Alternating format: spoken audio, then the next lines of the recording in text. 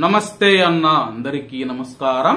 Kuwait లోని జాకూర్ ప్రాంతంలో ఇంట్లో పనిచేస్తూ ఉన్న ఒక మహిళ మరణించింది. స్థానిక మీడియా తెలిపిన వివరాల ప్రకారం ఆ యొక్క ఇంట్లో పనిచేసే మహిళ స్విమ్మింగ్ పూల్ లో మునిగి మృతి చెందిందని చెప్పి వెల్లడించింది.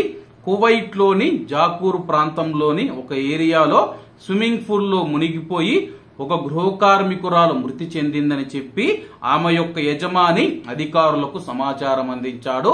మా ఇంట్లో పనిచేస్తూ ఉన్న మహిళ స్విమ్మింగ్ పూల్ లో పడి ఊపిరాడకుండా పడిపోయిందని చెప్పేసి అధికారులకు సమాచారం అందించారు. అధికారులు సమాచారం అందుకున్న వెంటనే అక్కడికి వైద్య బృందం మరియు పోలీసులు సంఘటనా స్థలానికి చేరుకున్నారు. అలాగే సంఘటనా స్థలానికి వచ్చిన వైద్య బృందం ఆమెకు సిపిఆర్ చేసి ఆమెను రక్షించేందుకు ప్రయత్నించినప్పటికీ ఆమె స్పందించకపోవడంతో ఆమె తుది శ్వాస విడిచినట్లు వైద్య బృందం నిర్ధారించింది. అలాగే తదుపరి విచారణ కోసం మృతదేహాన్ని ఫోరెన్సిక్ విభాగానికి తరలించామని చెప్పి అలాగే పోలీసులు కేసు నమోదు చేసి దర్యాప్తు చేస్తూ ఉన్నట్లు వెల్లడించారు.